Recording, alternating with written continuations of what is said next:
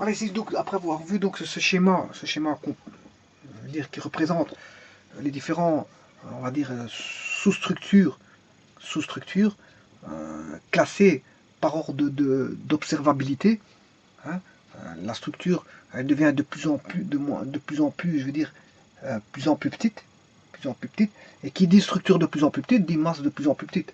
On va tendre vers une masse de plus en plus proche de zéro. Voilà, voilà. Et si on tend vers une masse de plus en plus proche de zéro, on peut se dire qu'il y a des sous-structures qui existent toujours. On a toujours des sous-structures, comme on verrait un univers globalisé, cosmologique, avec d'innombrables planètes, mais on peut, d'innombrables planètes, mais on pourrait avoir une sous-structure subdivisée toujours de plus en plus petit, voilà, et atteindre une masse proche de zéro. L'architecture, elle est de plus en plus, on va dire graduellement, de plus en plus petite. Et donc, plus elle devient de plus en plus petite, fatalement, si elle est plus petite, elle est moins massique. Et s'il est moins massique, et qu'elle est plus petite, mais plus on descend dans l'architecture, moins on percevra, je veux dire, l'architecture. Ici, on a une architecture cellulaire, végétale, là, animale. Je peux prendre le globule rouge. Le globule rouge fait par exemple 7500 micromètres. 7500, je vais le placer 7000 micromètres là, 10 000,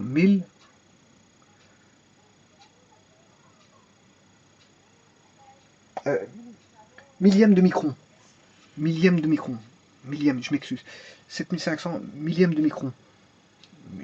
Le micron il est là, 10 100 000, voilà, 7500, c'est 7,5 fois 1000, donc je remonte à 1000, j'ai un micron, j'ai 7,5 microns. Donc on est entre, voilà, on est plus ici, entre 1 et 10, entre 1 et 10 microns. Là, on a le globule rouge. Le globule rouge est ici. Voilà, globule rouge. C'est une cellule humaine, en tout cas animale. Le globule rouge est à 7,5 micromètres. Parce que si j'ai bien 7500 millimicrons, donc 1 millimicron, le micron il est là. 10, 100, 1000, c'est le millième, c'est le nanomètre. 7500, je refais fois 1000, 10, 100, 1000, je retombe au micron. Et donc 7500, c'est 7,5 fois 1000. Donc je suis à 7,5, 1 micron, 7,5 microns. Mais entre 1 et 10, le globule rouge est ici. Bon, la plus petite bactérie fait 500 millimicrons. 500 millimicrons. 500 millimicrons, ben, 1 millième de micron, c'est le nanomètre. 10, 100, 1000, 500, c'est 10, 100, mais c'est entre 500, entre 100 et 1000. Donc on serait ici, voilà, la plus petite bactérie, elle est là. La plus petite des bactéries, là. Voilà, donc perceptible, bien sûr, au microscope optique, parce que la zone de microscope optique va jusque 1000 angstrom. 1000 angstrom, c'est-à-dire 100 nanomètres, on peut voir la plus petite des bactéries. Voilà, et ça complète un petit peu ce que j'ai vu sur sur la vidéo complète, hein, la vidéo complète sur, on va dire, l'organisation du petit au niveau de la cellule végétale, cellule animale. J'ai mis en exemple le globule rouge. Bien sûr, vous avez comment on appelle ça, la plus petite des bactéries qui peut être vue, je veux dire, au microscope optique. Et qu'après, bon, certains virus, on peut les voir aux limites du microscope optique de 1000 angstrom, aux limites, hein. Elles sont aux limites parce que 275 micromètres, on est dans cette zone-là. Hein. 270, on est dans cette zone-là, donc perceptible, mais on est aux limites du microscope, de limite. On est à la limite de l'observabilité du microscope optique. Bon, maintenant, si je prends la poliomyélite 25, on est ici, on est en dehors de la vue du microscope optique, donc c'est perceptible par le microscope électronique. Voilà. Donc ça c'est pour je m'excuse pour compléter la vidéo précédente concernant l'observabilité des sous-structures, je veux dire, qui deviennent de moins en moins complexes, mais on retombe sur un univers, bien sûr, ici, un univers, je veux dire, on retombe sur une structure, je veux dire, plus petite que celle que vous avez ici.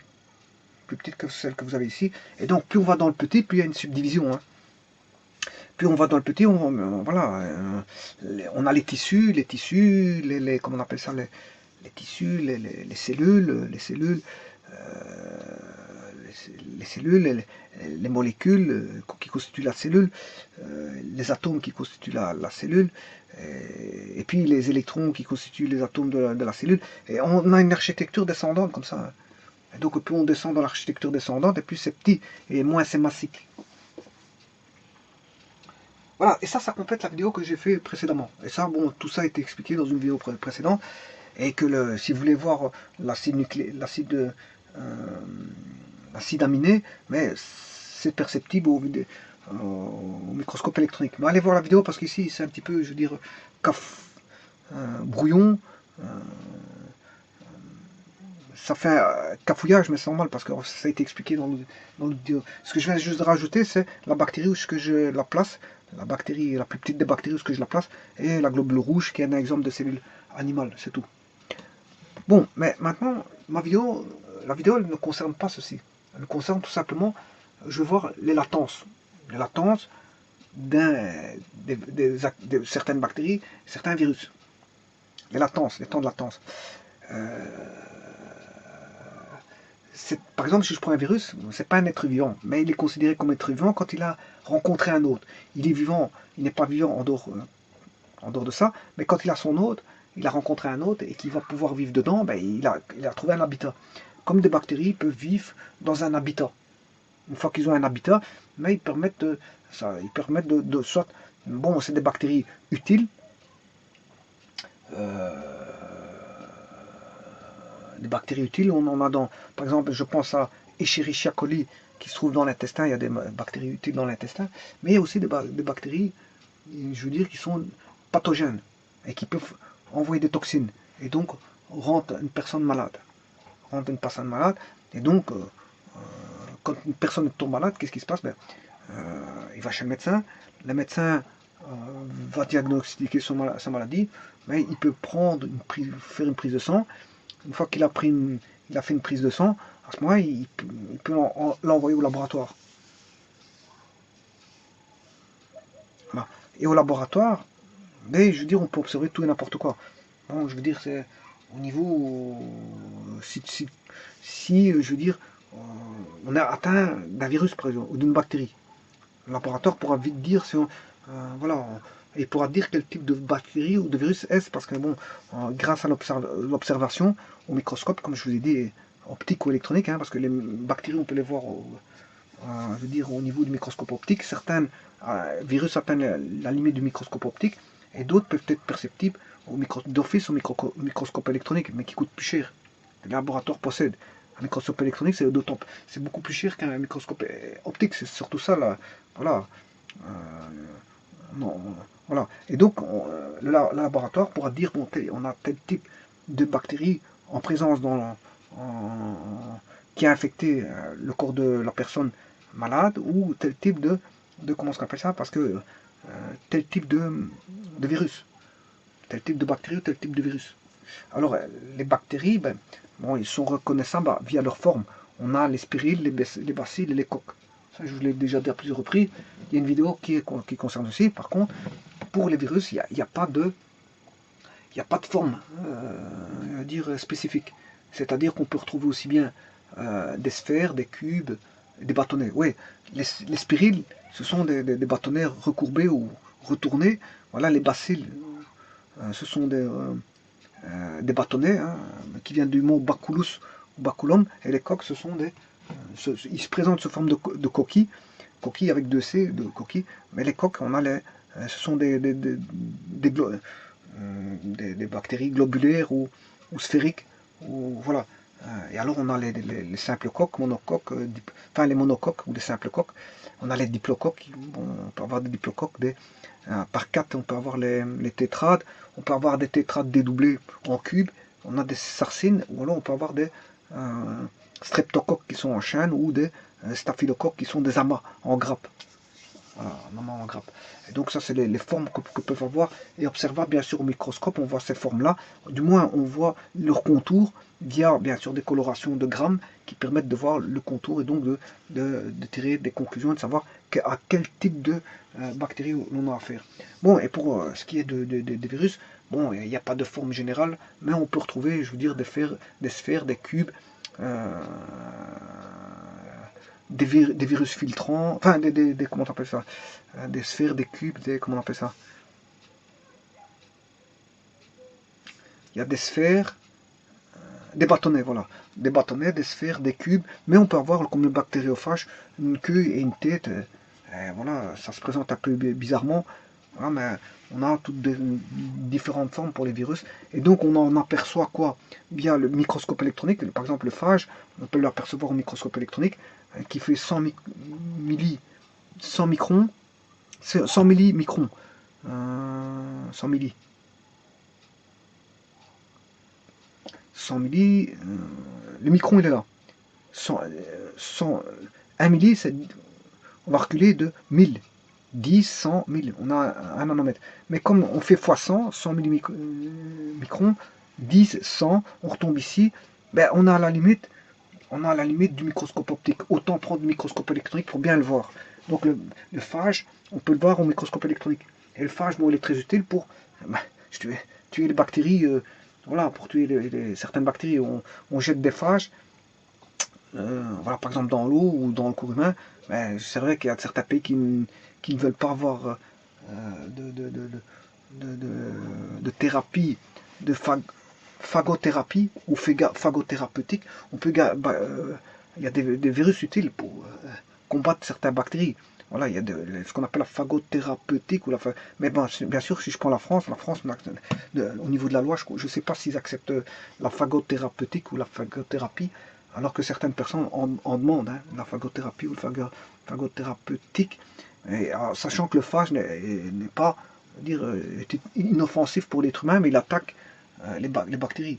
Voilà, donc on peut faire une phagothérapie thérapeutique ou une phagothérapie, pour autant que je veux dire, la loi le permet, parce que bon, je ne sais pas si en France, je ne sais pas comment ils ont légiféré au niveau des statuts, bon, légaux de traitement par, on va dire, les bactériophages. Je ne sais pas comment ça se passe, mais je crois, d'après ce que j'ai déjà entendu, mais qu'ils ont légiféré là-dessus. Ils disent bon, qu'on ne peut pas se guérir enfin se soigner par la phagothérapie ou la phagothérapeutique. Voilà, donc en fait les virus ils ont différentes formes. Voilà, ils n'ont pas une forme généralisée, alors que les bactéries ont une forme, on va dire, plus, on va dire, organisable sous forme de catégorisation. On peut les catégoriser parce qu'ils ont, voilà, en fonction de leur forme, on les appellera soit les spiriles, les bacilles, les coques. Bien sûr, ils ont des tailles définies. Hein, je parle par exemple de la polio, le virus. Si je prends le virus de la polio, il a 25 millimicromètres ou millimicrons. La psittacose 275 millimicrons, la variole 270 millimicrons, les orions 115 millimicrons, le phage 100 millimicrons, etc. Bon, on peut les catégoriser comme on veut. Voilà, suivant la taille, suivant leur forme, on peut donner une catégorisation en fonction, je veux dire, suivant une caractéristique. On peut le catégoriser en fonction d'une caractéristique.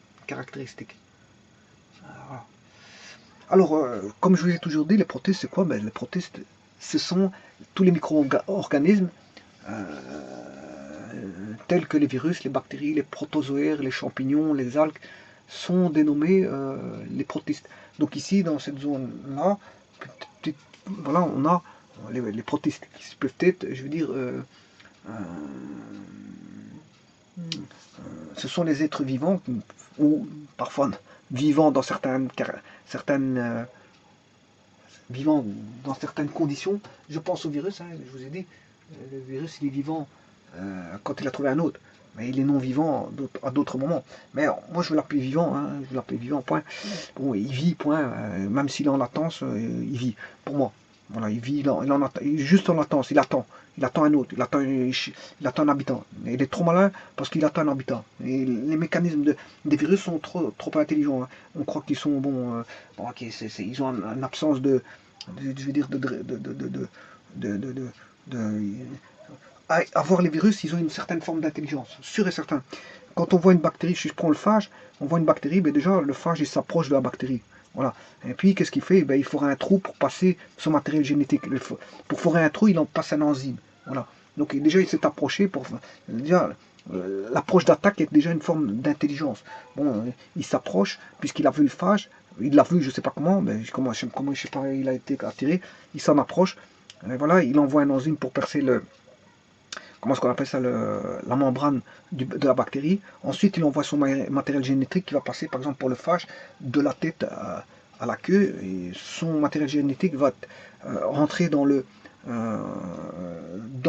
cellule bactérienne. Et à ce moment-là, le mode d'attaque comment on appelle ça,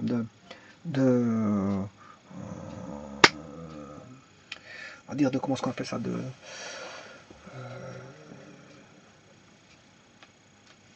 son matériel génétique envoyé dans la cellule bactérienne prend les commandes.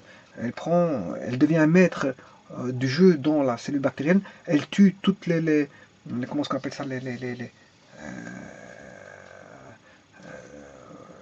il tue le matériel génétique de la bactérie, donc elle cesse de proliférer au niveau de son matériel génétique. Il n'y a plus de prolifération génétique au niveau de la bactérie, et le phage, le matériel génétique du phage à l'intérieur de la cellule prend les pleins pouvoirs et la commande de la réplication. Il réplique en quantité, environ 100 pour voilà, un phage en fait 100 à l'intérieur d'une cellule bactérienne. Et puis quand le phage à l'intérieur, il y a une réplication, il s'accroisse et puis il perce la membrane pour ressortir et attaquer une autre bactérie. Voilà. Et ça se fait, je veux dire, de manière, un mécanisme opératoire. Bon, pour avoir un mécanisme opératoire, c'est pas n'importe quel. Le mécanisme opératoire est un mécanisme, je veux dire, d'ordre pensée. D'ordre pensée.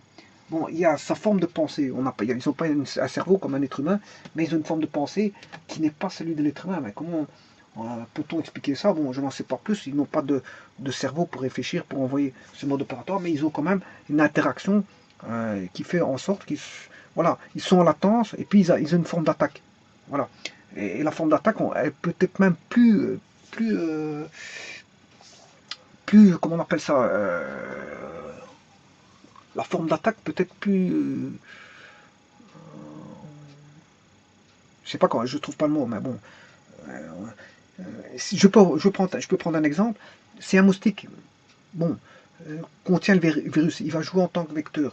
Le virus va aller dans le ventre, l'estomac du moustique, il va bloquer le système digestif de l'estomac, enfin de la moustique. Le moustique ayant faim parce qu'il a son estomac bloqué, ben, il va aller piquer un être humain pour aller chercher de son sang et se nourrir de son sang. Pendant ce temps-là, c'est à ce moment-là que le virus va passer directement, il va débloquer le système de l'estomac pour placer directement du virus, du moustique à l'être humain. Donc ça, c'est un mécanisme d'attaque. Donc les virus ont des mécanismes d'attaque, et je vous rappelle que la réplication est une forme dans les attaques. La réplication dans les attaques est une forme d'intelligence, parce que c'est ramener des soldats pour combattre d'autres soldats. Alors les autres soldats vont n'être qu'en défense. Je parle des anticorps. Les anticorps vont être en défense. vont être en défense. Les virus, ils vont se proliférer à un tel point qu'ils vont ramener, si vous voulez, l'artillerie lourde pour pouvoir combattre et qu'ils ont gain de cause par rapport au combat. Bon, heureusement que c'est pas toujours les virus qui gagnent, mais bon, la plupart du temps, je veux dire, quand ils font leur travail, bon, enfin, leur travail, c'est de proliférer et de s'attaquer à un système sain. Et de s'attaquer à un système sain. Mais en attendant, ils sont en latence. Ils sont en latence et ils attendent. Ils attendent qu'il y ait un autre. Voilà, je parle des virus. Voilà. Alors les bactéries, bon, ils ont un mode d'opérateur aussi, et bon, ils envoient des toxines. Ils envoient des toxines qui font que, je veux dire, parfois, et ça donne toutes des maladies infectieuses. Hein. Aussi, les virus et les bactéries donnent différents types comment on appelle ça, de maladies infectieuses. Voilà. Et donc l'architecture, bon, elle est de moins en moins complexe, elle devient de plus en plus petite.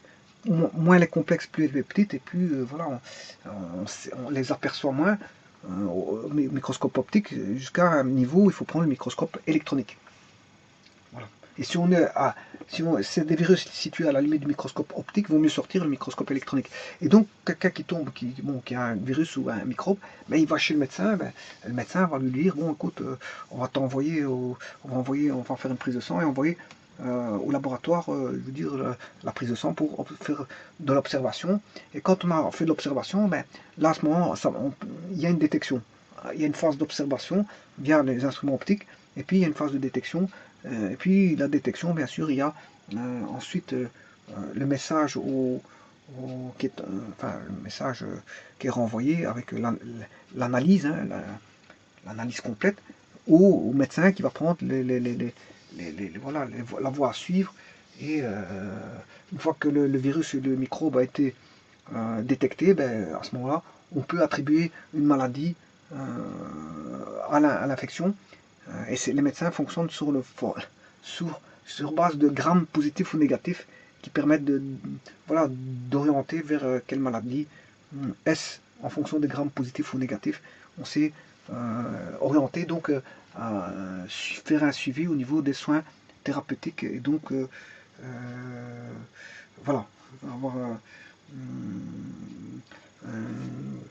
les soins du praticien, d'un praticien ou l'autre, ou avoir un suivi thérapeutique ou un suivi médical, ou tout simplement des soins médicaux au travers de médicaments qui peuvent intervenir pour combattre. Bien sûr, combattre, quand je dis combattre, c'est une aide En fait, les bactéries et les virus sont attaqués. Enfin, quand je parle de bactéries et virus, bien sûr, ici, moi, je parle de germes nuisibles, pathogènes, hein. Bon, parce qu'il existe des germes essentiels et utiles qu'on appelle les pathogènes. Bon, les germes nuisibles, ce sont les pathogènes, et les germes utiles, ce sont les saprophytes. Les saprophytes, bon, fatalement, je pourrais voir à un moment donné qu'il existe des germes, bon, qui sont essentiels pour voilà, pour l'azote, le cycle de l'azote, voilà, pour beaucoup de choses. Pour beaucoup de choses, il y a beaucoup de nuisibles qui sont là, et on verra quelques. Enfin, je m'excuse, pas de nuisibles, justement, de germes saprophytes, qui sont là pour justement la bonne marche de quelque chose. La bonne marche de quelque chose. Ben, ici, pour l'instant, je vois les nuisibles, donc ce qui est pathogène, germes pathogènes. Voilà. Les germes pathogènes, ben, ce qui rend malade. Ce qui rend malade, ben, on n'en veut pas de la maladie. Mais, je veux dire, les soins médicaux feront en sorte que, bon, au travers de médicaments, les médicaments sont une aide à la bataille du corps, des anticorps contre le virus, le virus ou les virus ou la bactérie ou les bactéries, parce qu'une bactérie peut être seule ou accompagnée, comme une bactérie peut être mobile ou avec des flagelles, ouais, avec des flagelles mobiles ou tout simplement fixes. Hein. Voilà, une bactérie peut être seule ou accompagnée. À ce moment-là, si elles sont accompagnées, elles seront en colonie. Elles peuvent être mobiles avec des flagelles ou fixes. Elles peuvent être fixes.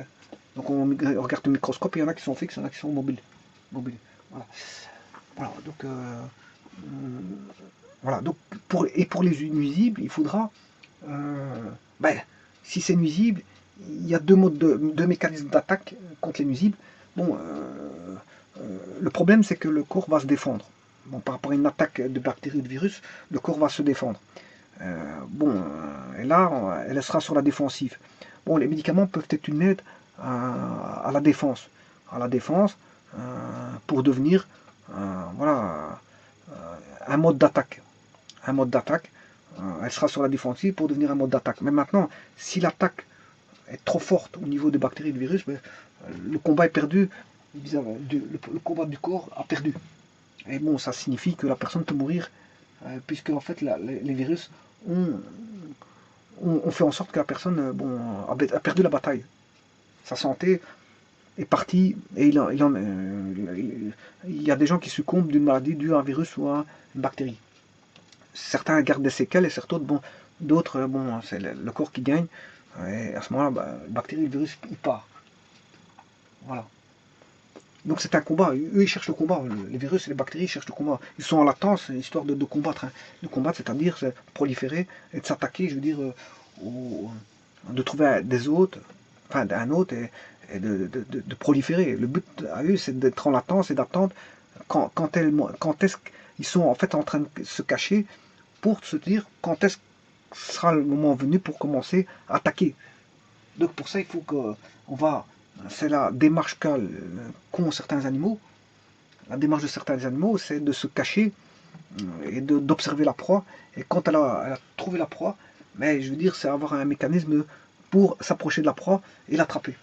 Ici, c'est un peu la même chose. Le virus va être en latence, il va attendre un certain temps, parce qu'après, à un moment donné, il ne vivra plus le virus. Et une fois qu'il a sa proie, ben, je veux dire, on ne parle pas de proie ici, mais de hôte. Ben, il a trouvé un habitat, il a trouvé pour où proliférer, et quand il prolifère, ben, il n'est pas gentil, il n'est pas gentil parce qu'il va proliférer dans le sens de, je veux dire, si c'est un nuisible, bien sûr, des germes nuisibles, mais c'est dans le sens de s'attaquer, je veux dire, de manière virulente à un corps humain. Un corps humain ou un animal, peu importe, parce qu'on peut avoir des nuisibles qui peuvent être mortels pour les animaux. Voilà. Alors, bon, maintenant, comment se défendre à ça? Ben, il y a les anticorps qui vont faire leur travail. Si c'est pas suffisant, bon, il y a une partie externe qui va faire en sorte que les médicaments vont aider la personne à combattre. Ou le meilleur des combats, c'est l'attaque. Voilà. Et le mot est dit. Et l'attaque, qu'est-ce que c'est? Ben, c'est l'hygiène. On va dire, il y a deux types d'hygiène. L'hygiène, on va dire l'hygiène, on va dire de dépoussiérage, et l'hygiène sanitaire. Voilà. Alors, il y a le nettoyage qui est, on va dire, le nettoyage qui est un processus hygiénique. Le nettoyage est un processus hygiénique. C'est-à-dire que le nettoyage va enlever les poussières. Va enlever les poussières, va enlever, on va dire, comment est-ce qu'on appelle ça, les salissures. Voilà. Qu'elles soient solubles ou pas, elles vont enlever les salissures en premier lieu. À ne pas confondre avec un nettoyage sanitaire. Un nettoyage sanitaire, c'est de nettoyer. Un nettoyage sanitaire, c'est d'enlever les bactéries, les germes nuisibles. C'est d'enlever les germes nuisibles. Alors, quand vous faites du nettoyage, vous n'enlevez pas forcément des germes nuisibles. Voilà. Quand vous faites du nettoyage, vous faites un nettoyage, on va dire, au savon, à l'eau et au savon, et vous nettoyez. Bon, voilà.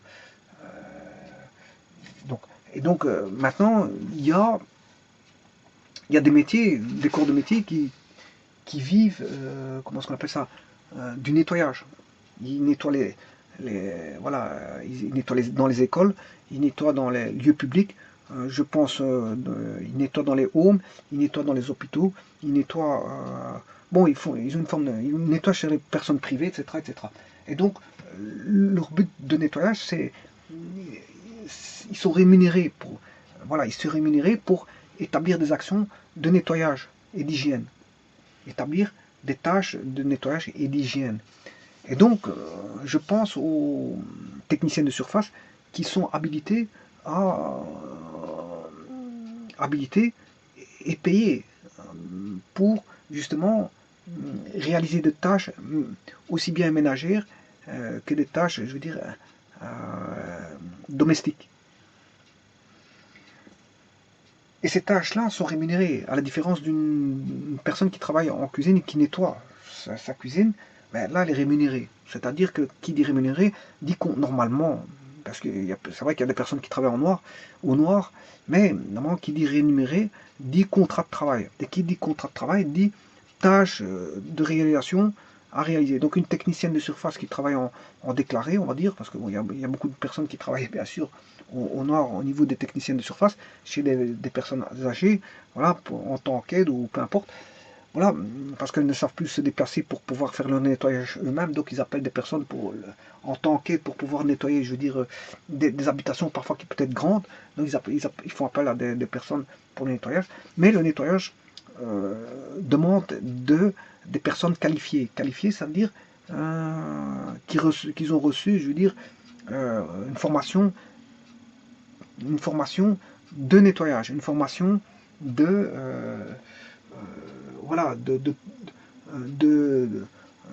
protocolaire, une formation protocolaire de comment nettoyer de manière hygiénique les parties d'un bâtiment, que ce soit un home, un hôpital, une classe des classes d'école, je veux dire des cuisines, peu importe le lieu je veux dire dans l'entretien, eh bien la technicienne de surface est habilitée à ça.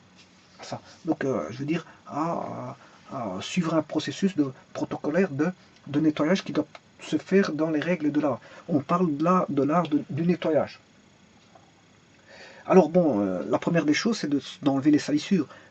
On pense plus à enlever les salissures dans un premier temps que de faire comment est-ce qu'on appelle ça, du nettoyage sanitaire. Voilà, parce que voilà, on demande d'abord d'avoir un environnement propre, hygiénique. Bon, et là, à ce moment-là, on pense à enlever les salissures.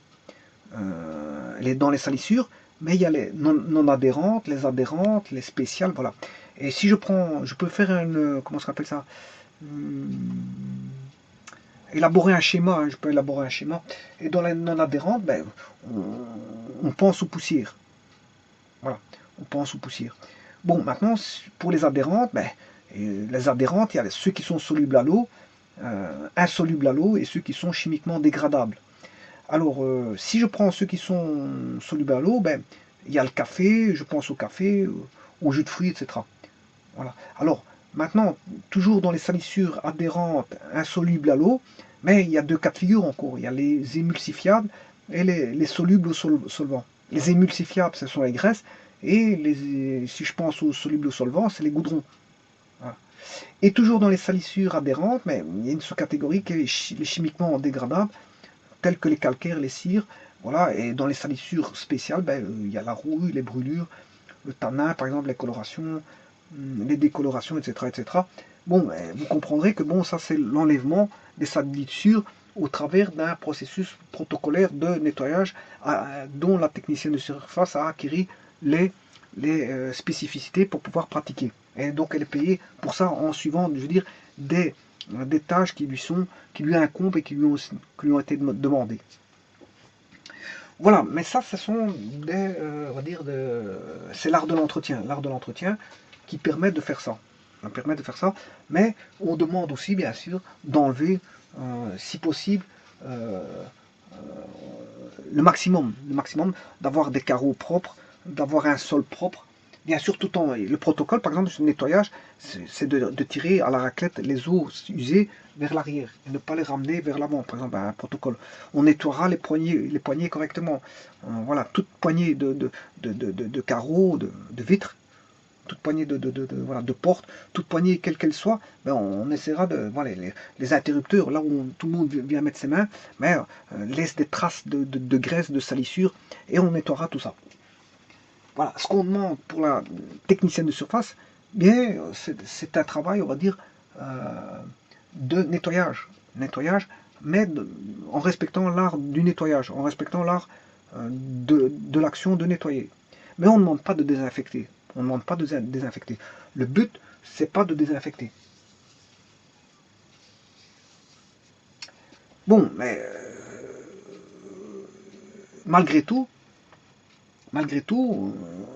les techniciennes de surface utiliseront quand même de l'eau de javel. L'eau de javel permet de désinfecter, mais très bien. Mais le problème, c'est la désinfection chimique. Bon, c'est bien et c'est pas bien. Bon, c'est pas bien déjà pour celui qui utilise le désinfectant chimique, ben, il doit prendre, il doit mettre un masque, des gants pour pas se brûler les mains et un masque. Voilà, on demande de faire une désinfection, je veux dire, grossière et non pas totale. Parce que pourquoi grossière et pas totale? Parce qu'en fait, je vous ai dit qu'il y a les germes nuisibles qui sont des pathogènes et des germes essentiels ou utiles qu'on appelle des saprophytes. Donc, le nettoyage de l'agent nettoyage ou de la technicienne de surface doit éliminer les germes nuisibles et leur milieu de développement, de prolifération privilégié, tout en préservant, si vous voulez, utiles, euh, les germes utiles dans son dans l'environnement. Il y a des germes utiles, donc on ne demande pas d'effacer toute trace de germes, parce qu'il y a les germes utiles et pathogènes. Ouais, voilà, il faut garder aussi. Et en plus de ça, quand vous utilisez, il existe beaucoup de produits chimiques pour voilà, désinfecter. Hein. Bon, on pense au chlore. Le chlore, d'ailleurs, il y a un médicament qui est basé sur le chlore, voilà, que les gens utilisent et qui permettent, je veux dire, d'être utilisé contre un virus. Voilà. Mais le chlore est fortement utilisé. Hein. On met du chlore dans les piscines, c'est pas pour rien. Voilà, on utilise du chlore pour la désinfection, on peut mettre de l'eau de javel, mais ça c'est des processus, enfin ce sont des produits chimiques. Ce sont des produits chimiques. Voilà, mais maintenant il existe des infections naturelles à la lumière aux UV, aux ultraviolets qui sont des UVC. Avec les UVC, ben, on peut éliminer des traces de germes, je veux dire pathogènes. Bon, le problème c'est que l'eau de javel, ça crée à la longue, si on en utilise énormément, qu'on ne fait pas attention à mettre un masque, on peut avoir des bronchopneumonies. Donc, en utiliser beaucoup, il faut faire attention. Le chlore aussi, c'est nocif. Et voilà. Et si vous combinez en plus de l'eau chaude avec de l'eau de javel, c'est encore pire. Voilà. Bon, maintenant, pour le nettoyage, doit se faire correctement, de manière à avoir une surface propre, exempte de poussière, de salissure. Mais un petit passage pour désinfecter ne fait pas de tort, notamment s'il s'agit de homes ou d'hôpitaux. Les hôpitaux ont des appareils spécialisés déjà pour recycler les airs qui se trouvent en atmosphère voilà, confinée. Je vous rappelle qu'un homme c'est confiné, je vous rappelle qu'un hôpital c'est confiné. Voilà, donc il y a des personnes qui se trouvent à l'intérieur et donc c'est vrai que bon, s'il y a des germes qui arrivent, ben bon, je veux dire, la personne peut attraper, l'une ou l'autre personne peut attraper des germes, et si c'est transmissible ou infectieux, ben, ça va aller de proche en proche, et bien sûr, beaucoup de personnes pourront être atteintes, et si c'est des maladies mortelles, ben, bon, ça causera des morts. Des morts.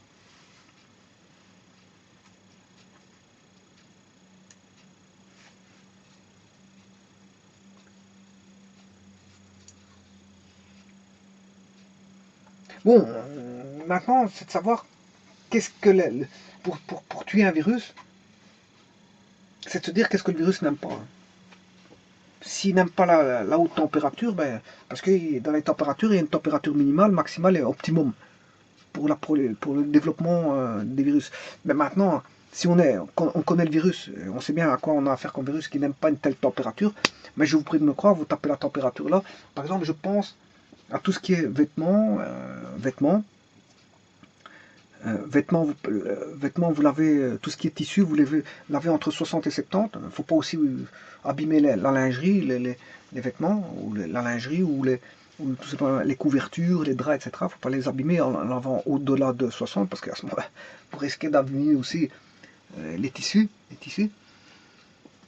Mais là, qu'est-ce qu'on va faire? Ben, on va laver à 60 degrés. À ce moment-là, toute forme de parasites vont disparaître. Je pense parasites, mais je pense tout ce qui est micro-organismes. Je pense à 60 degrés, il n'y a plus d'organismes. Donc la température aura un effet sur les micro-organismes. Mais je pense aussi aux poux, aux puces, comment on appelle ça, à la gale, tout ce qui est micro-organismes, aux acariens, aux micro-organismes. Mais 60 degrés, bon, il n'y a plus rien. Pour autant que vous ne mettez pas le tissu sur un environnement qui est contaminé. Parce qu'à ce moment-là, bon, c'est rebelote, ça va revenir. Hein. Quand on fait une désinfection où on veut tuer les micro-organismes, ben on le fait dans la totale, hein. C'est-à-dire que c'est tout. Si quelqu'un a la gale, ben, c'est tout qui doit être désinfecté. Tout. À la rigueur, il vaut mieux désinfecter 5-6 fois qu'une fois, parce que pour être sûr et certain que bon, il n'y ait plus la gale dans le milieu ambiant. Les puces, c'est pareil, on essaie de laver tout. Une fois qu'il y a des puces, bon, il faut tout laver à 60 degrés. Et il faut bien sûr la source, éliminer la source, hein, parce que la première des choses, c'est d'éliminer la source. Et donc, je vous disais qu'ici, une personne, quand elle est contaminée au niveau infection, ben, elle peut être aidée par des médicaments, ou soit son corps peut combattre, elle peut être aidée par des médicaments, mais la meilleure défense, c'est l'attaque, c'est-à-dire avoir un nettoyage le plus, on va dire, le plus, comment on appelle ça, le plus,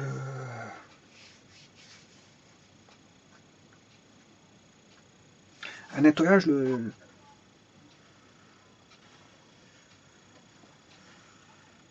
la qualité la plus, euh, avec un apport de qualité la meilleure possible.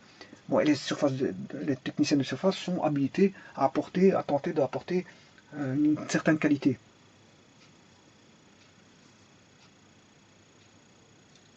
Alors, bien sûr, vous savez qu'il y a des micro-organismes dans l'air, euh, et leur quantité varie en fonction de la densité de population, du confinement, de la pollution. Et c'est pour ça qu'on dit qu'il faut, l'important c'est d'aérer les pièces autant que possible, hein. 10 minutes par jour fait chuter considérablement la teneur en germe des pièces, mais vous pouvez prendre vos literies, voilà, les mettre à l'air libre, les secouer une fois par jour, ouvrir les fenêtres, et voilà. Mais attention que si vous êtes dans un environnement infecté, tout change, hein, parce que on pense, par exemple, euh, on pense dans une aération, quand il y a bien sûr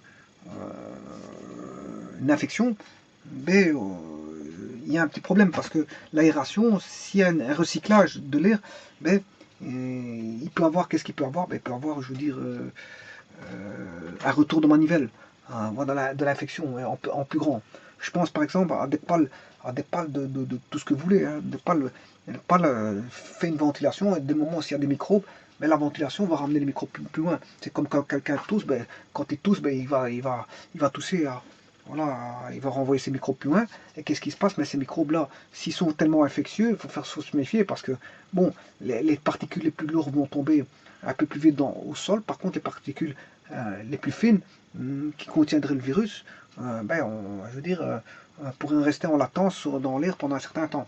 Donc là, il faut faire très attention. Il ne faut pas qu'il y ait un objet, enfin un système mécanisé, motorisé, qui fasse en sorte que bon, on ait une certaine, on va dire, ventilation, un brassage d'air. Et le brassage d'air va faire en sorte que tous les micro-organismes vont être brassés en même temps et être évacués, je veux dire, à une certaine distance. Et là, bon, si c'est des micro-organismes, je veux dire, peu pesants, ils vont rester dans l'air pendant un certain temps avant de retomber au sol. Et donc là, à ce moment-là, on peut avoir une contamination, je veux dire, on va dire, constante, hein, parce qu'on a toujours un brassage d'air voilà, qui se fait et qui renvoie à des distances de X mètres, voilà, sur tout un environnement, je veux dire, un brassage dans l'air de virus, hein. Là, et s'il y a beaucoup de passages de personnes, ben là, c'est la porte ouverte je veux dire, quand je dis brassage, on peut tout penser au brassage, hein. Aussi bien les voitures, dans l'air conditionné dans les voitures, les airs conditionnés dans les bâtiments, les chauffages, les systèmes de chauffage. Donc, quand il y a des, comment on appelle ça, de l'air conditionné, par exemple, il faut penser à fermer les volets, de façon à circuler qu'avec l'air ambiant et pas faire un recyclage fermé. Maintenant, dans les hôpitaux, ils ont aussi des systèmes spécifiques de recyclage avec filtres, etc. Bon, ça dépend la teneur des filtres, la taille des filtres qui font que, il y a des filtres. Ici, si on voit bien, si on met des filtres au micron, micron ici, ben, voilà, en micron, mais ça va passer, hein. Un micromètre, si vous faites un filtre au micromètre, bon, ça risque de passer si vous mettez un filtre au micromètre. Il faut descendre plus bas.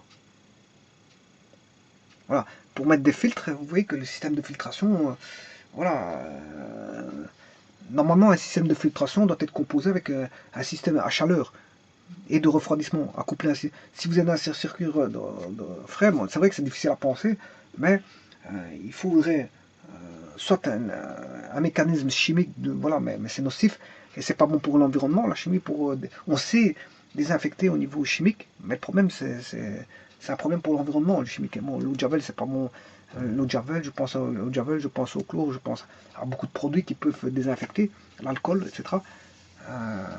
Mais le problème, c'est qu'on a affaire à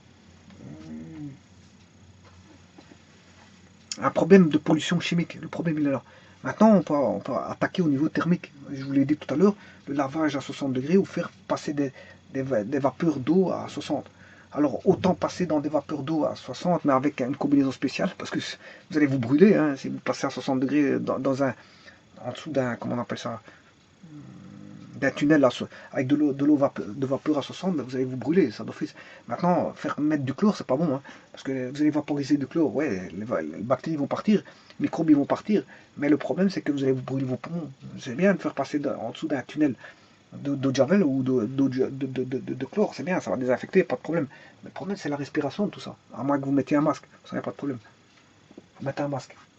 Un masque, peut-être un habillement spécifique en caoutchouc, pour vous passer à l'intérieur, voilà.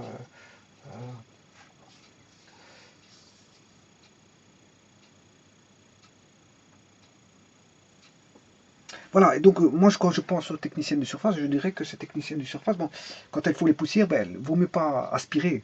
Parce que l'aspiration, on pense en ventilation, hein. Ventilateur, ça reflue, on peut avoir des reflux. Hein, donc éviter l'aspiration, on vaut mieux directement attaquer par de l'eau pour dépoussiérer, mais dépoussiérer au niveau humide. Alors je vous rappelle que les bactéries aiment bien l'eau. Hein. Donc quand on met de l'eau, ben, il faut assécher. Par exemple, si vous lavez, il y a une façon de faire, hein, c'est de refluer les eaux vers soi.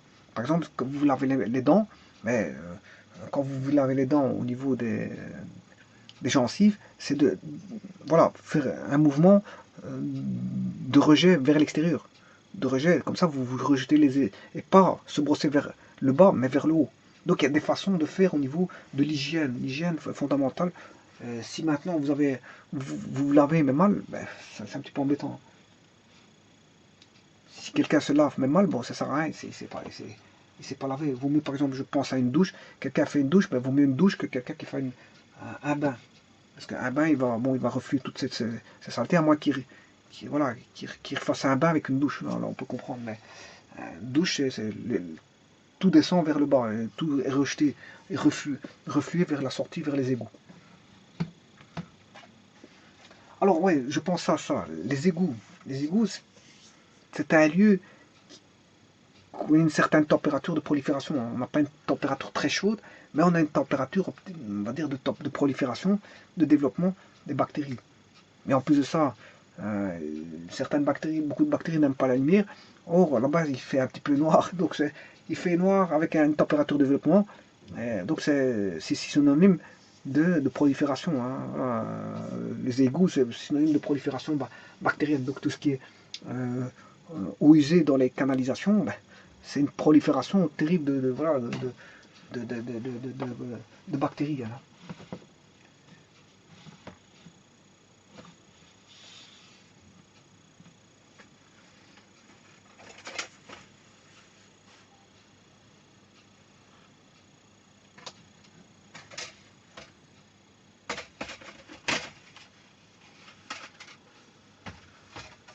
Alors maintenant, je vais vous montrer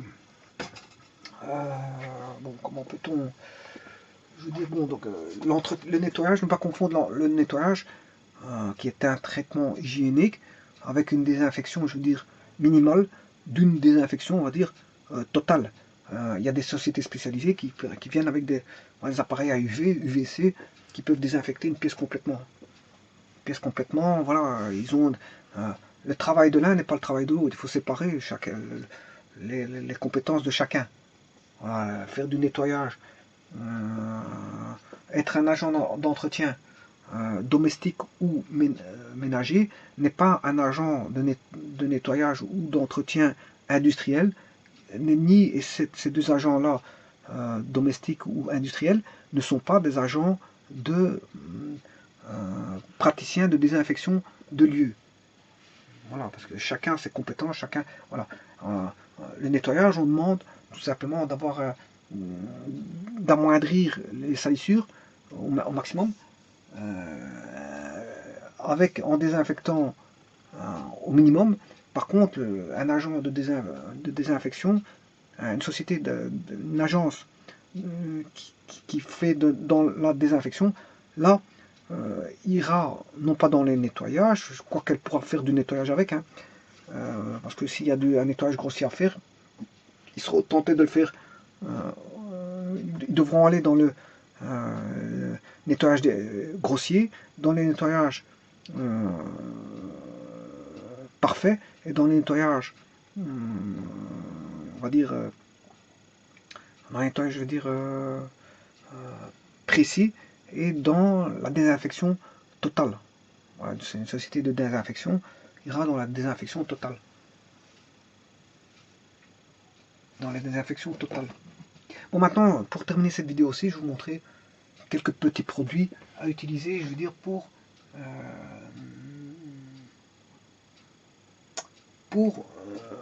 la désinfection.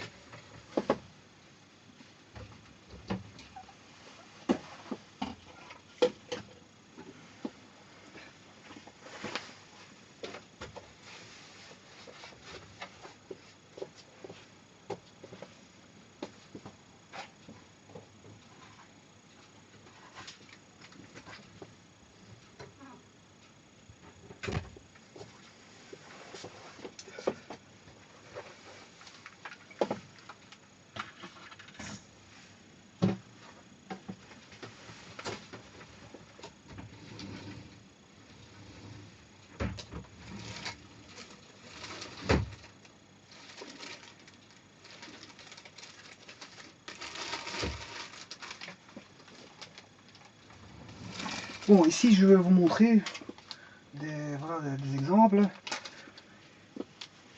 Bon, tout d'abord l'eau de Javel. Hein. La Javel, tout le monde connaît la Javel. Le Javel ici, bon, avec le papier qui est déchiré, mais c'est pas grave. On a la Javel. Bon, le problème c'est que au niveau des poumons, la Javel, bon, c'est bien que c'est pas bon pour l'environnement. On voit bien. En plus, ça crée des brûlures aux mains. Et là, ça c'est pas bon. Faut pas rejeter ça dans l'environnement. Donc on voit bien que les deux logos, voilà, c'est corrosif pour les mains, mais ils ne le disent pas, c'est corrosif pour les poumons. Mais c'est aussi mauvais pour l'environnement. On voyait d'après les deux logos ici. Donc ça, c'est la Javel, mais c'est un très bon désinfectant parce en mettant de la Javel, bon, il faut mettre un masque. Hein, vous mettez un masque. Il existe différents types de masques pour les couleurs, pour les poussières, pour les voilà, les masques sont fabriqués en fonction de leurs utilités. Et donc voilà, et donc vous voyez qu'ici le problème de la Javel, c'est que bon, voilà, vous voyez qu'ici ben, c'est pas bon pour les tissus, ça décolore les tissus, ça, vous voyez que ça décolore les tissus et ça peut déchirer certains torchons, etc., etc. Bon, si vous en utilisez de trop, et vous utilisez le torchon. Donc la Javel, c'est bien, mais il y a des avantages et des inconvénients. C'est pas sur n'importe quelle surface qu'on peut utiliser, je veux dire, l'eau de Javel. Bon, il y a pour les mains, il y a de l'alcool, désinfectant, Voilà, désinfectant, c'est désinfectant pour mains et peau. Voilà, mais trop utilisé, bon, à un moment donné, il faut utiliser de la crème. Vous mettez de la crème pour désinfecter, désinfectant. Alors, bon, ça c'est un peu la même chose. Alors, attention qu'il y en a qui font virucide et il y en a qui font bactéricide. Alors, bon, les virucides, généralement, ils tuent les virus et les bactéries. Hein. Les virucides font bactéricide et virucide. Voilà. Désinfectant pour mains et peau. Voilà, donc, je ne sais pas si on voit, désinfectant, oxycline. Voilà.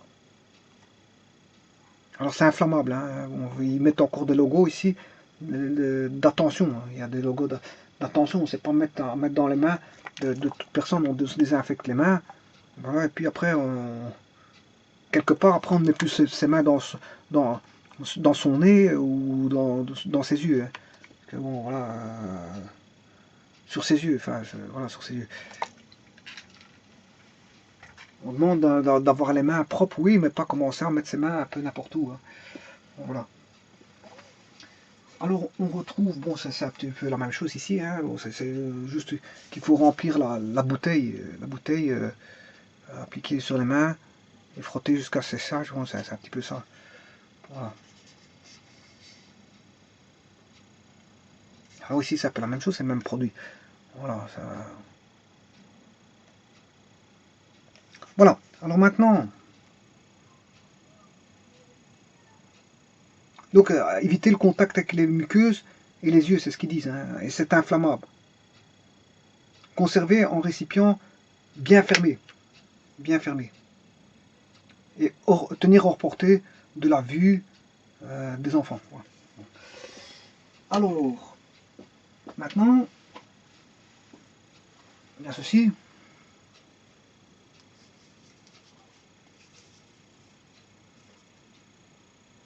Ça, c'est un usage externe, hein, dermique, hein, c'est un dermique. C'est un usage externe au niveau du derme. Voilà. Il y a une durée de conservation, bien sûr. Regardez toujours la date de péremption.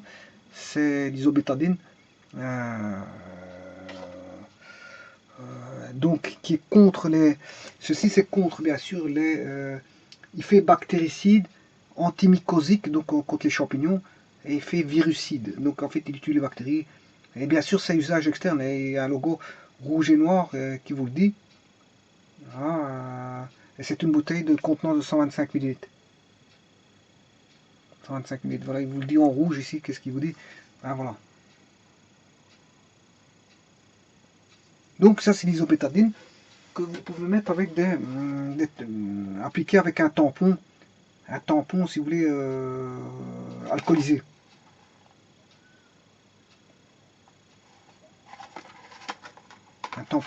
Un tampon soft zélin, tampon alcoolisé. Voilà. Et vous appliquez l'isobétadine avec ça. Voilà, alcool. Tampon, c'est un tampon d'alcool.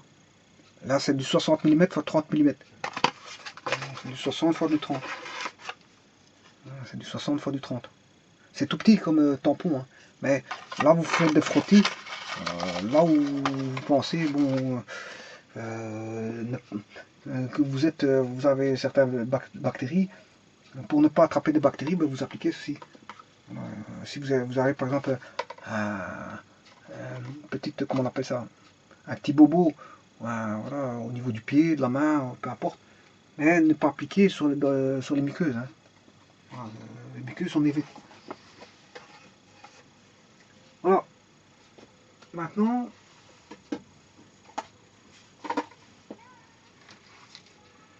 bien sûr, il y a les gants.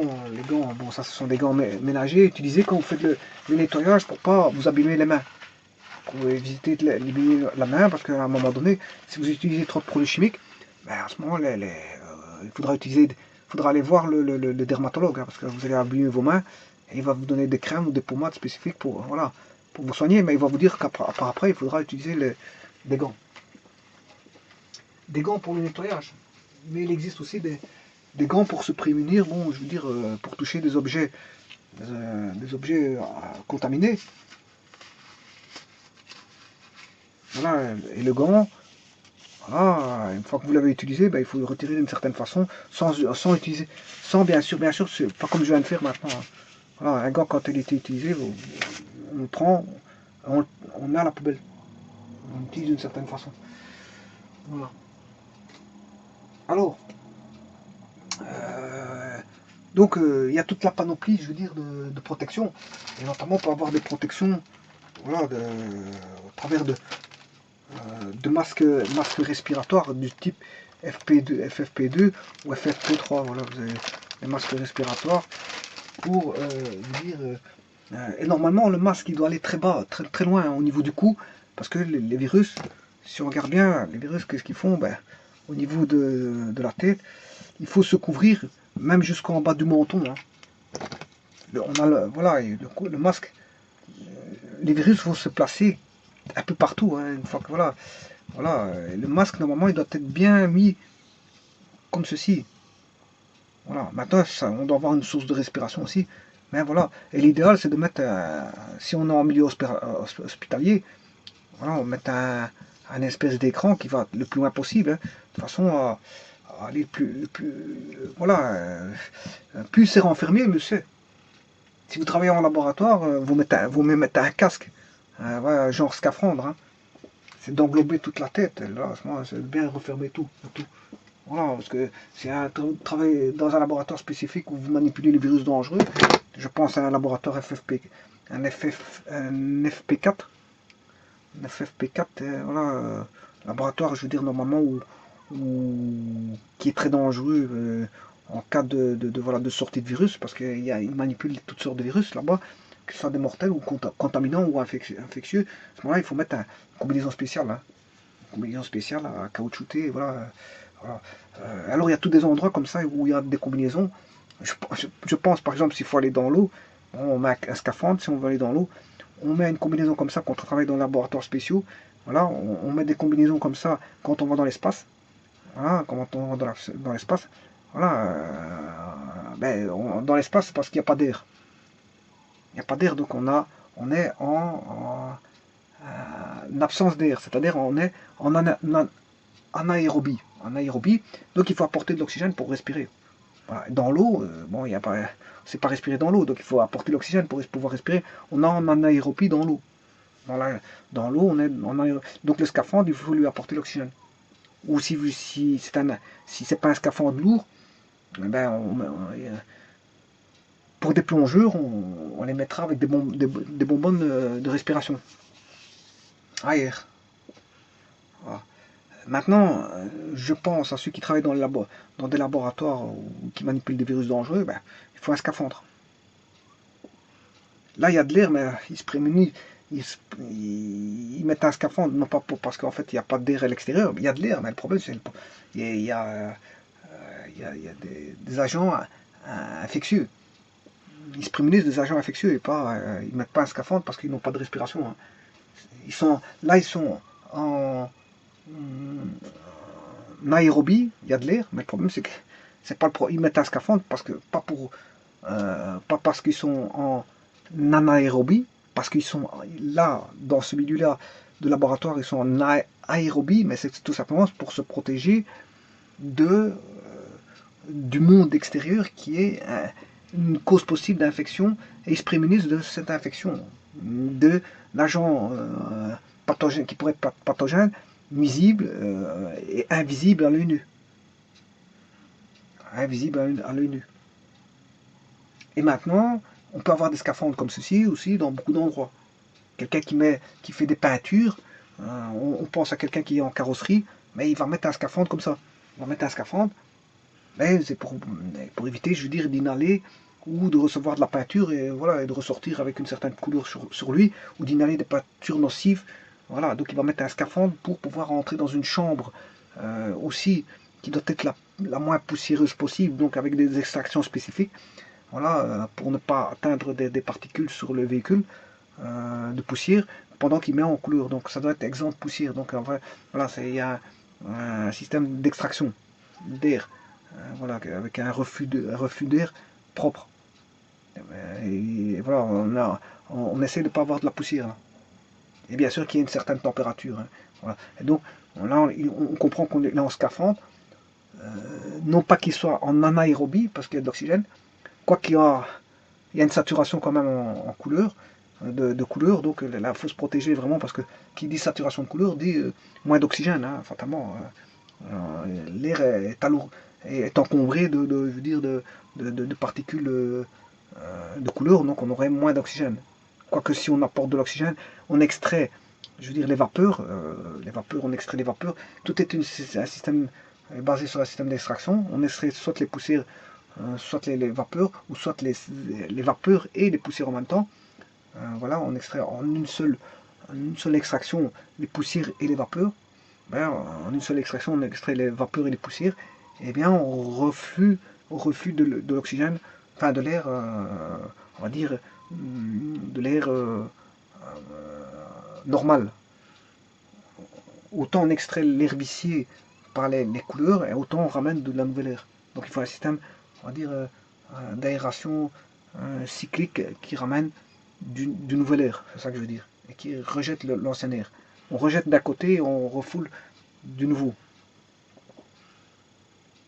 Alors maintenant, je pense aussi à ceux qui fabriquent des composants électroniques, qui doivent faire en sorte que là, ils sont dans la nanotechnologie et que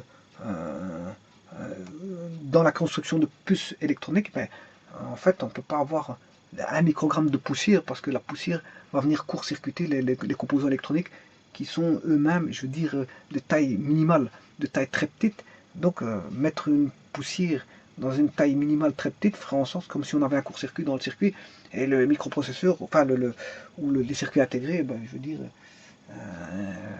serait non fonctionnel parce qu'il y aurait un court-circuit. Donc, on demande l'exemple de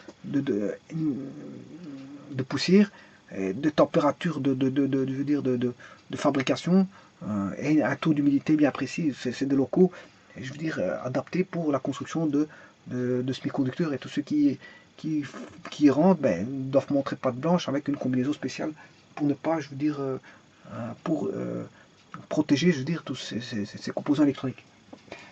Voilà, je vous remercie.